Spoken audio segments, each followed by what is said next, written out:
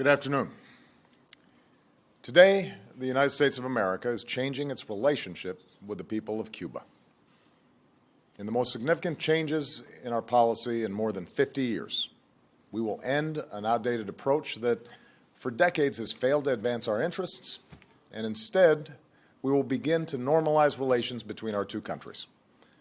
Through these changes, we intend to create more opportunities for the American and Cuban people and begin a new chapter among the nations of the Americas. There's a complicated history between the United States and Cuba. I was born in 1961, just over 2 years after Fidel Castro took power in Cuba, and just a few months after the Bay of Pigs invasion, which tried to overthrow his regime. Over the next several decades, the relationship between our countries played out against the backdrop of the Cold War and America's steadfast opposition to communism. We're separated by just over 90 miles, but year after year, an ideological and economic barrier hardened between our two countries. Meanwhile, the Cuban exile community in the United States made enormous contributions to our country in politics and business, culture, and sports. Like immigrants before, Cubans helped remake America, even as they felt a painful yearning for the land and families they left behind. All of this bound America and Cuba in a unique relationship, at once family and foe. Proudly, the United States has supported democracy and human rights in Cuba through these 5 decades. We've done so primarily through policies that aim to isolate the island, preventing the most basic travel and commerce that Americans can enjoy anyplace else. And though this policy has been rooted in the best of intentions, no other nation joins us in imposing these sanctions, and it has had little effect beyond providing the Cuban government with a rationale for restrictions on its people. Today, Cuba is still governed by the Castros and the Communist Party that came to power half a century ago. Neither the American nor Cuban people are well served by a rigid policy that's rooted in events that took place before most of us were born. Consider that for more than 35 years we've had relations with China, a far larger country also governed by a Communist Party. Nearly 2 decades ago, we reestablished relations with Vietnam, where we fought a war that claimed more Americans than any Cold War confrontation. That's why, when I came into office, I promised to re-examine our Cuba policy. As a start, we lifted restrictions for Cuban Americans to travel and send remittances to their families in Cuba. These changes, once controversial, now seem obvious. Cuban Americans have been reunited with their families and are the best possible ambassadors for our values. And through these exchanges, a younger generation of Cuban Americans has increasingly questioned an approach that does more to keep Cuba closed off from an interconnected world. While I've been prepared to take additional steps for some time, a major obstacle stood in our way: the wrongful imprisonment in Cuba of a U.S. citizen and USAID subcontractor, Alan Gross, for 5 years. Over many months, my administration has held discussions with the Cuban government about Alan's case and other aspects of our relationship. His Holiness Pope Francis issued a personal appeal to me and to Cuba's President, Raul Castro, urging us to resolve Alan's case and to address Cuba's interest in the release of 3 Cuban agents who've been jailed in the United States for over 15 years. Today, Alan returned home, reunited with his family at long last. Alan was released by the Cuban government on humanitarian grounds. Separately, in exchange for the 3 Cuban agents, Cuba today released one of the most important intelligence agents that the United States has ever had in Cuba, and who has been imprisoned for nearly 2 decades.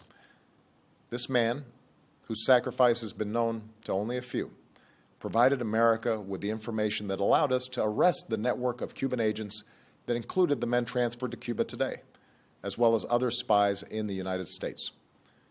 This man is now safely on our shores.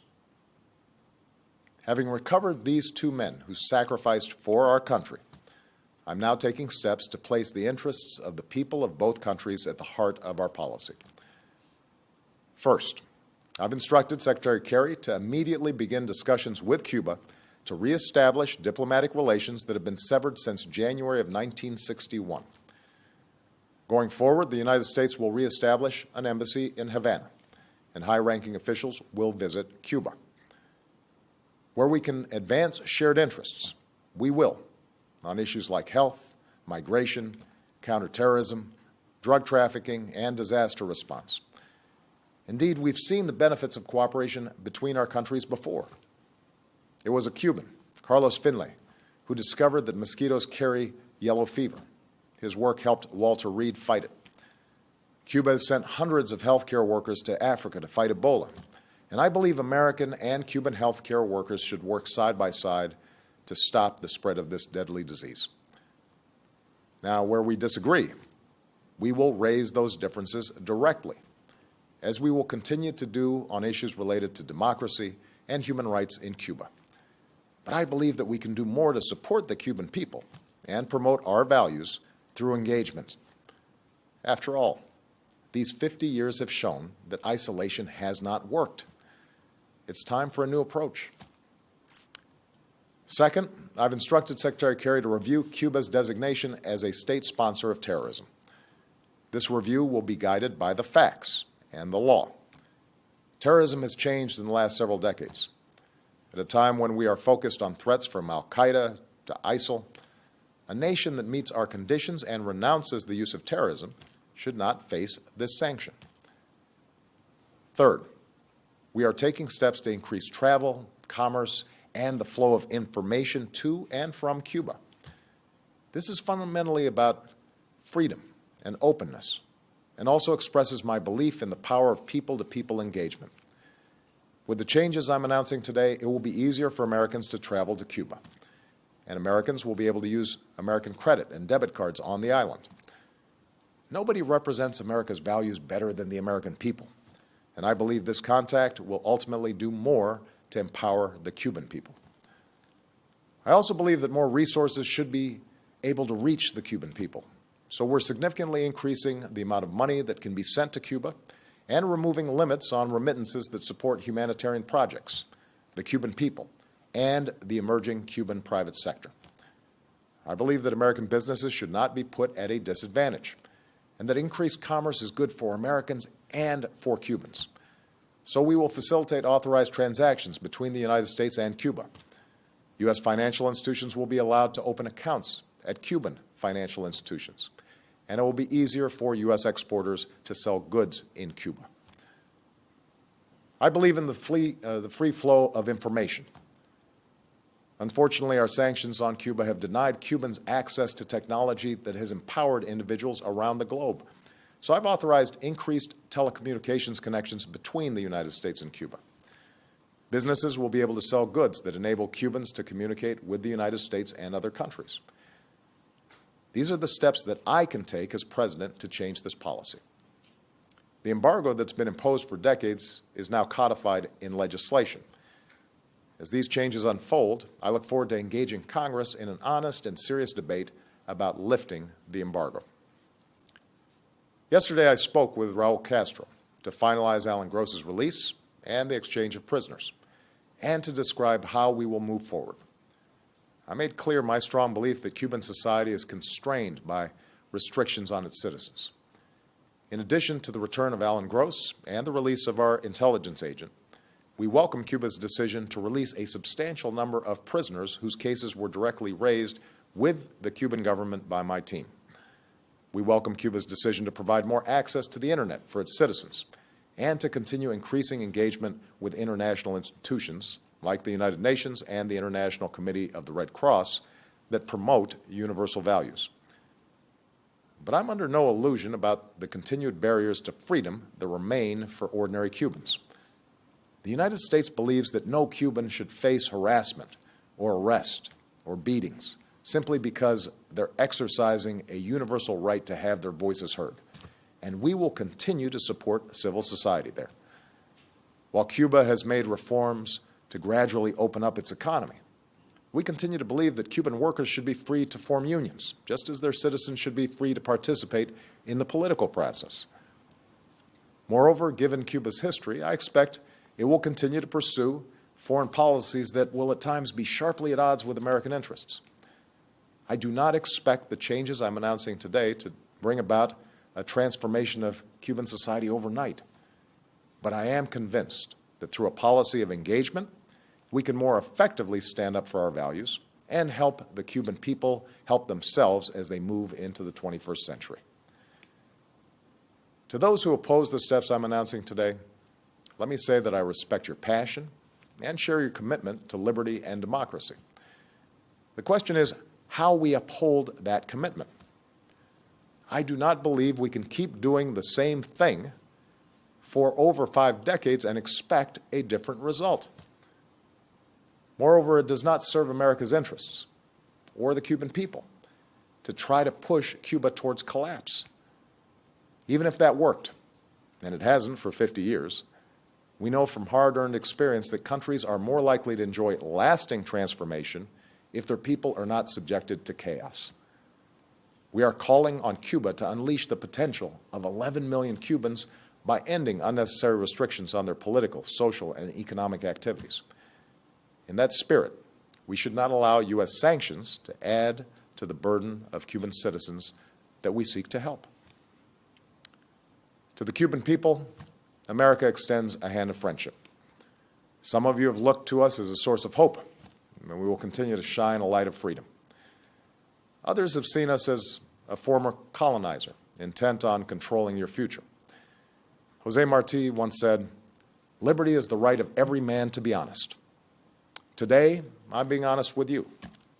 We can never erase the history between us, but we believe that you should be empowered to live with dignity and self-determination. Cubans have a saying about daily life. No es fácil. It's not easy. Today, the United States wants to be a partner in making the lives of ordinary Cubans a little bit easier, more free, more prosperous. To those who have supported these measures, I thank you for being partners in our efforts. In particular, I want to thank His Holiness Pope Francis, whose moral example shows us the importance of pursuing the world as it should be, rather than simply settling for the world as it is. The Government of Canada, which hosted our discussions with the Cuban government, and a bipartisan group of congressmen who've worked tirelessly for Alan Gross's release and for a new approach to advancing our interests and values in Cuba. Finally, our shift in policy towards Cuba comes at a moment of renewed leadership in the Americas. This April, we are prepared to have Cuba join the other nations of the hemisphere at the Summit of the Americas. But we will insist that civil society join us so that citizens, not just leaders, are shaping our future. And I call on all my fellow leaders to give meaning to the commitment to democracy and human rights at the heart of the Inter-American Charter. Let us leave behind the legacy of both colonization and communism, the tyranny of drug cartels, dictators, and sham elections.